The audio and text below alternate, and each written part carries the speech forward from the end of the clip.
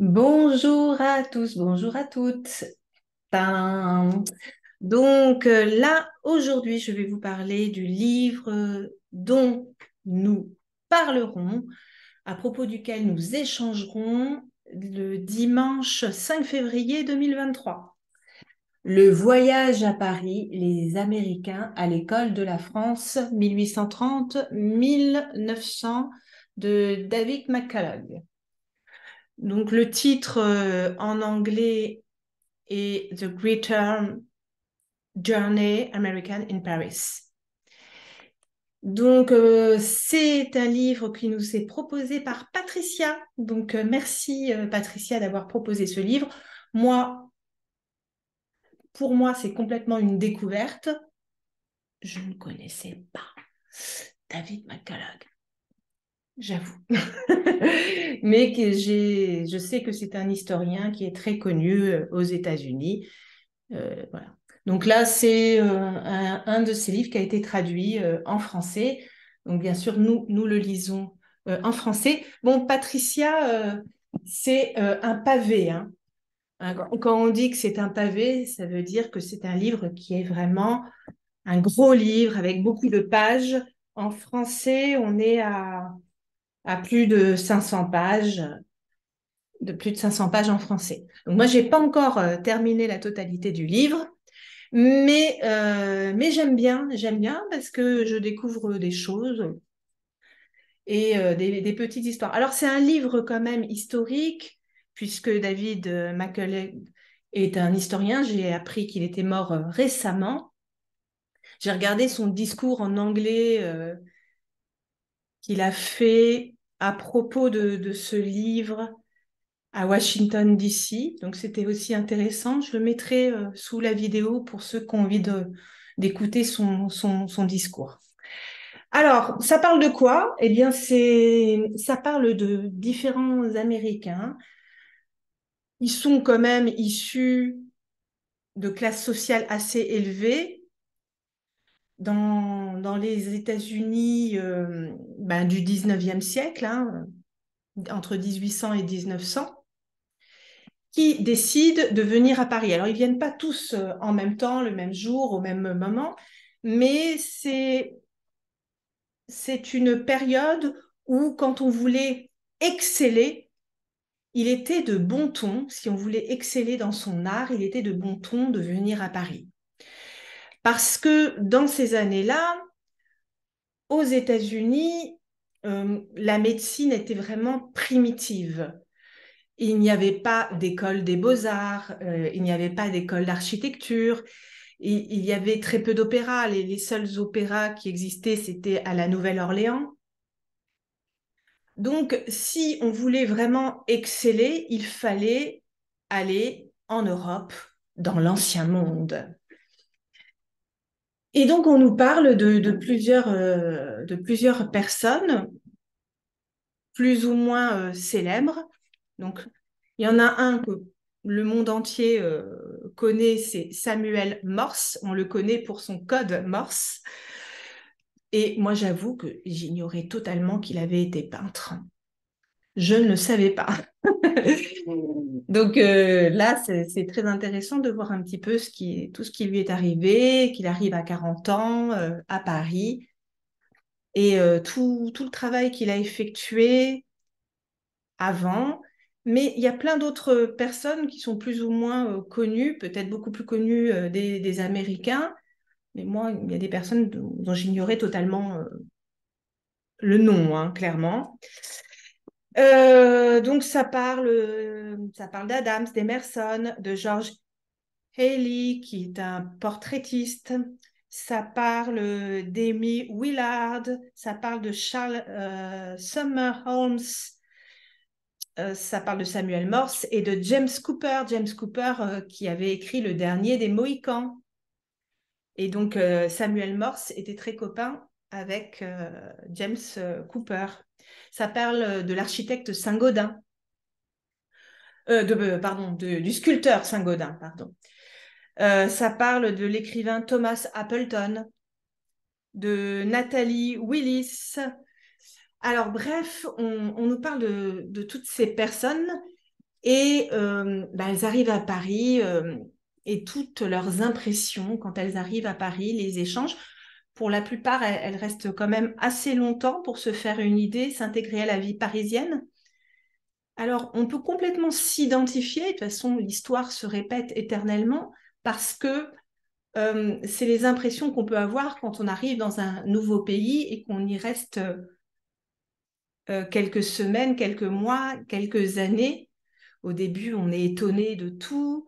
On voit la difficulté pour nous de s'intégrer, de se faire comprendre, les peurs qui peuvent apparaître parce qu'on n'est pas dans notre pays. Donc, que va-t-il se passer si je suis gravement malade?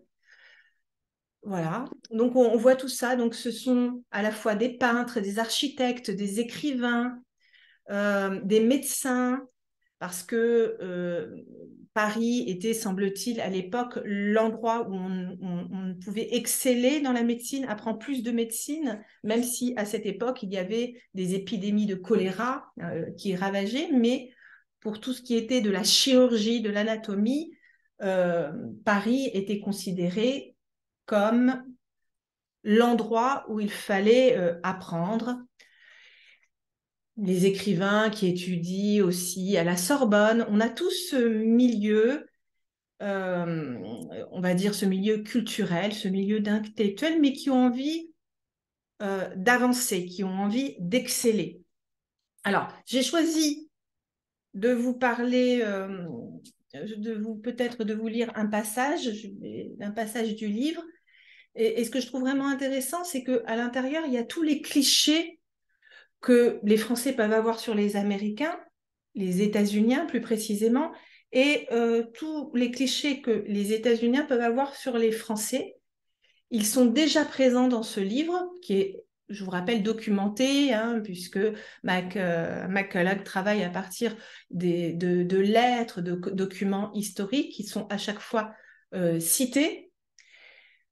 Et on s'aperçoit que il y a des clichés qui n'ont pas changé ou il y a des clichés qui sont complètement inversés. Ce que pensaient les Américains à l'époque des Parisiens, c'est ce que nous, Français, pensons des Américains aujourd'hui. Il y a un petit exemple et je vais vous le lire. Il dit, l'un des protagonistes dit, oh, les Parisiens, les Français n'ont pas du tout la même idée des distances que nous. Et il dit, quand un Parisien dit que c'est à 2 pas, ce n'est pas à 2 pas, c'est très très loin, ça peut être à des kilomètres. Et donc, cette réflexion qu'il a dans les années 1800, c'est une réflexion que les Français peuvent avoir à propos des États-Unis, des Américains, en disant, mais pour eux, faire 600 km, 800 km, ce n'est rien. Ils ont l'habitude de faire ça pour Thanksgiving, pour Noël. Ils vont traverser les États en voiture et ce n'est pas un problème. On n'a pas du tout la même notion des distances. Et donc, c'est très drôle de voir comme certains clichés ont pu être inversés et d'autres pas, d'autres sont restés. Par exemple, les clichés par rapport aux Françaises sexy, on le retrouve dans le livre, ce cliché-là. On voit un peu la pudibonderie de certaines Américaines qui sont choquées devant certaines statues de nus. Donc c'est assez drôle, on retrouve des choses et beaucoup de clins d'œil à l'époque actuelle. Hein. On parle aussi d'épidémies, notamment de l'épidémie du choléra, donc les réactions qui étaient un peu similaires à l'époque actuelle avec la Covid. Et donc, et dans le livre, vous avez aussi euh, au milieu des photos. Donc, par exemple, ça, parce qu'on y croise aussi le marquis de Lafayette. Donc, ça, c'est le portrait du marquis de Lafayette fait par Samuel Morse, hein, qui était portraitiste. Il y a le célèbre tableau qui s'appelle La Galerie du Louvre, le Salon carré par Samuel Morse, où il se représente au milieu du tableau, mais aussi au milieu de plein de chefs-d'œuvre reproduits inspirés de la Renaissance, avec son ami Cooper aussi. Vous avez voilà un autre tableau qui est peint par George Ely. Voilà, un autre portraitiste. Vous avez Elizabeth Blackwell, la première femme médecin aux États-Unis, qui faisait partie de ce voyage à Paris. Bon, vous avez plein de documents historiques. Voilà, plein de documents historiques à l'intérieur du livre. Vous avez un autoportrait par Marie Cassatt, notamment. Donc, et là, c'est Saint-Gaudin, hein, le sculpteur. Saint-Gaudin, le sculpteur. Voilà, alors, bref, c'est un livre qu'on peut lire complètement à son rythme. À la limite, on peut lire les chapitres séparément. Vous avez des chapitres qui parlent de ceux qui sont là pour exceller en médecine à Paris, de ceux qui sont là pour les beaux-arts, comme Morse. Voilà, donc on n'est pas forcément obligé de prendre tout dans l'ordre à partir du moment où on comprend qu'ils sont venus de loin. Parfois, ils ont mis 1 mois pour venir en France. Ils sont extrêmement fatigués. Tout est plus compliqué parce qu'ils ne parlent pas français. À l'époque, il n'y avait pas de cours de français dans les universités américaines, même si beaucoup étaient dans les grandes universités comme Yale, Harvard. Beaucoup viennent du Massachusetts, de Boston en particulier, les Bostoniens. Mais voilà, en tout cas, ils ont tous envie d'exceller dans leur domaine et après, pour revenir dans leur pays, aux États-Unis. Donc, je vais vous lire quelques pages à partir de la page 46, là où on voit que ces personnes arrivent à Paris, pas tout le temps, pas tous, les personnes n'arrivent pas toutes en même temps, mais régulièrement, souvent en petits groupes. Elles arrivent à Paris et les premières impressions. Ils étaient à Paris. Ce n'était plus un sujet de discussion au pays ou en mer. Ils étaient là. C'était presque toujours leur première pensée au réveil. Chaque matin, Paris était bien là, à la fenêtre, à la porte. Et leur élan commun était de sortir marcher, prendre ses repères, assurément.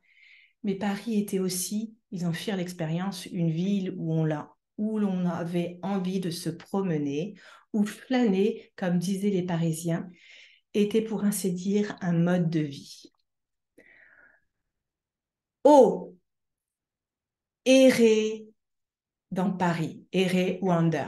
Oh, errer dans Paris, soupirer Honoré de Balzac. Adorable et délicieuse existence. Flâner est une science, c'est la gastronomie de l'œil. Dans des lettres enflammées ou dans leur journal, les Américains racontaient leurs promenades sur les trottoirs exceptionnellement larges des grandes avenues et des boulevards sous de nobles marronniers, quand ils ne s'aventuraient pas dans les charmantes irrégularités de rues latérales sans fin. 1500 mètres, ce n'était rien. Sans s'en rendre compte, on pouvait passer sa journée à marcher pour tout voir, ou pour chasser le mal du pays, qui frappait souvent avec une force surprenante. Chose intéressante, Home Sweet Home, un des succès de la chanson alors dans le monde anglophone, est l'œuvre d'un Américain de Paris, en vadrouille au milieu des plaisirs et des palais, écrivait John Howard Payne. Restons humbles, rien ne vaut le pays. Home Sweet Home. Les Français avaient une autre idée des distances. À 2 pas, pouvait vouloir dire plusieurs kilomètres. C'est ce que je vous disais tout à l'heure. On souffrait souvent des jambes en fin de journée. Les semelles, c'est ce qu'on met dans les chaussures, sole, les semelles des bons souliers de Boston. Souliers, c'est un synonyme de chaussure. Les semelles des bons souliers de Boston, New York et Philadelphie s'usaient plus vite qu'on ne l'aurait cru. Quand on en avait assez de marcher, il y avait les fameux omnibus de Paris, ces véhicules géants tirés par des chevaux qui desservaient tous les coins de la ville, de 8 heures du matin à 11 heures du soir, et dans lesquels certains Américains trouvèrent un moyen encore meilleur de dissiper les humeurs nostalgiques et mélancoliques. Si vous sombrez dans la mélancolie, écrivit John Sanderson, un omnibus est le meilleur remède qui se puisse imaginer. Et après, donc, l'historien cite ses sources et ses documents historiques. Donc là, notamment, il cite John Sanderson. Et John Sanderson dit « Je ne saurais dire si ce sont les drôles de secousses sur la chaussée inégale, mais on est toujours irrésistiblement porté à rire. Je donne souvent 6 sous rien que pour l'effet comique de l'omnibus. Les chaos précipités contre un voisin qu'on n'a jamais vu alors que le véhicule massif roule sur les pierres ne laissent pas d'agiter le sang et les méninges et donnent à penser. » Donc lui, il dit « J'adorais aller dans les diligences, les fiacres, parce que ça bougeait énormément. Donc ça me bougeait le cerveau. Et du coup, je réfléchissais, je passais un bon moment, je riais. Et en plus, ça me faisait penser, ça me donnait des idées. » Le plus souvent, toutefois, il marchait, ébahi par des milliers de Parisiens qui en faisaient autant et par leur gentillesse. Le Galliani's Guide, le guide Galliani, insistait sur la politesse uniforme qui est le lot de toutes les classes. Et cela semble vrai. De fait, écrivit Holmes, les seules personnes vraiment très désagréables qu'on rencontre sont généralement des Anglais. Désolée pour nos amis les Anglais. Ça aussi, globalement, ça a changé parce qu'aujourd'hui, on pense que les Anglais sont plutôt des personnes très polies. Parmi les étrangers, les Américains n'étaient qu'une infime minorité, probablement moins d'1 millier au cours des années 1830. Une simple fraction en comparaison des Anglais de Paris ou des Allemands et des Italiens. Pour les Américains, il était aussi déconcertant de voir à quel point les Parisiens connaissaient mal l'Amérique, même si, avec le temps, Alexis de Tocqueville devait y remédier amplement avec de la démocratie en Amérique.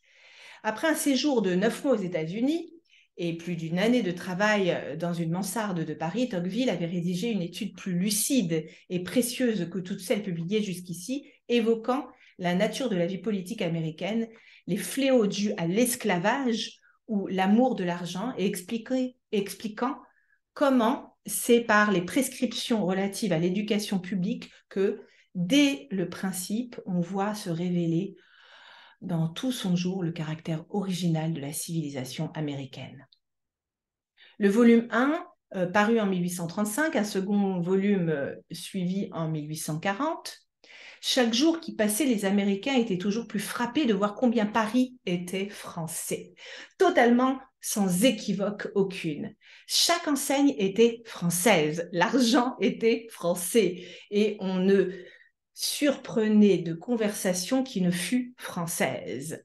On n'entendait guère un mot d'anglais.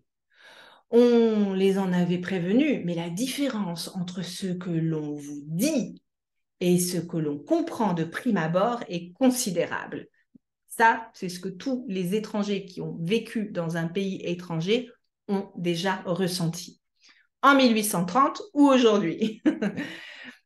La nécessité faisant loi, ils se mirent à apprendre quelques mots. Gauche, droite, garçon, boulanger. Certains mots comme façade et rat étaient les mêmes dans les deux langues. Les plus hésitants eux-mêmes se surprenaient à dire tout naturellement « bonjour, très bien et merci », voire à se risquer à dire une phrase entière « excusez-moi, je ne comprends pas ». Pour certains nouveaux arrivants, découvrir que chaque nom avait un genre, qu'une main était du féminin et un pied du masculin, et qu'on était censé le savoir, était plus qu'ils n'en pouvaient admettre ou semblait souvent illogique, voire injuste. Pourquoi les 4 saisons, printemps, été, automne, hiver, étaient-elles toutes du masculin? Le printemps peut-être, ne pouvait-il être féminin? Et il y avait un monde entre l'apparence d'un mot sur une page imprimée et sa prononciation. Voilà, ce qu'on reproche aux Français quand on apprend le français, c'est toujours la même chose. Ah, mais on ne prononce pas tout ce qu'il y a écrit. Pourquoi? Et pourquoi c'est au féminin? Pourquoi pas au masculin? Ce sont les difficultés des apprenants encore aujourd'hui. En revanche, pour peu que l'on fît visiblement un effort pour apprendre la langue, les Français étaient presque toujours serviables. En fait, les gens que rencontraient les Américains étaient quasiment tous si charmants qu'il y avait rarement lieu de se plaindre. Vous demandez le chemin à quelqu'un, écrivit Thomas Appleton, l'ami de Holmes, et il vous accompagne au bout de la rue pour vous montrer. Les Américains devaient bientôt adopter à leur tour cette forme de civilité. Alors qu'aujourd'hui, on penserait quand même, en tout cas concernant les Parisiens, qu'ils sont beaucoup moins serviables. Cependant, la mode des moustaches et des barbes chez les dandys français, les petits maîtres, ne plaisait guère. Ça ne vous agace pas de voir tant de nigauds à moustache? Un nigaud, c'est quelqu'un qui est un peu idiot, un peu niais, demandait John Sanderson. Mais les barbes l'excédaient davantage encore. On aime les femmes du simple fait qu'elles n'ont pas de barbe sur la figure. Et Sanderson de conclure à Paris, un sot de naissance, un sot, S-O-T, ça veut dire un idiot. Un sot de naissance sera plus sot encore que partout ailleurs, tant les occasions sont nombreuses. En 1830, la mode n'était plus au haut de chausses, mais au pantalon. Pantalon ocre clair, redingote, sombre ajusté. Redingote, ça vient du mot anglais riding coat. Redingote. Redingote sombre ajusté. Gilet de couleur vive. Gants de chevreau couleur paille ou blanc.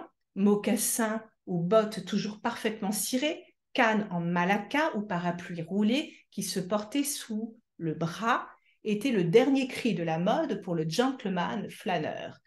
Pour les femmes, la dernière mode était à la jupe à volant, aux manches bouffantes et au grand chapeau à fleurs que l'on attachait avec un gros ruban sous le menton. Voilà, bon, je ne vais pas continuer, c'était pour vous lire un extrait. J'espère que ça vous a donné envie de lire ce livre de l'historien McCulloch, ou en tout cas d'écouter ce qu'il est dit sur ce livre, et peut-être de participer au club de lecture qui aura lieu le dimanche 5 février. Donc c'est à 10h30 si vous êtes dans l'Ouest américain. Si vous êtes dans l'Est américain, on est autour de midi, hein, dans les environs de midi. Si vous êtes en Europe, c'est plutôt le soir. En France, c'est 19h30. Mais selon votre pays, il peut y avoir un décalage d'une heure, 2 heures avec la France. Voilà, en Afrique du Nord, il peut y avoir un décalage aussi d'une heure. Voilà, eh bien, merci Patricia d'avoir proposé ce livre, c'était une découverte.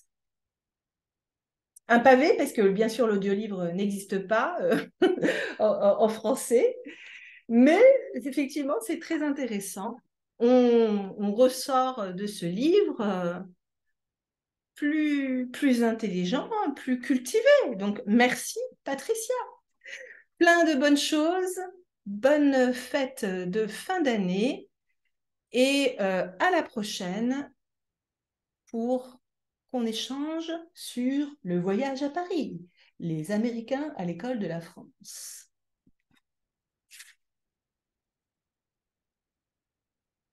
Au revoir.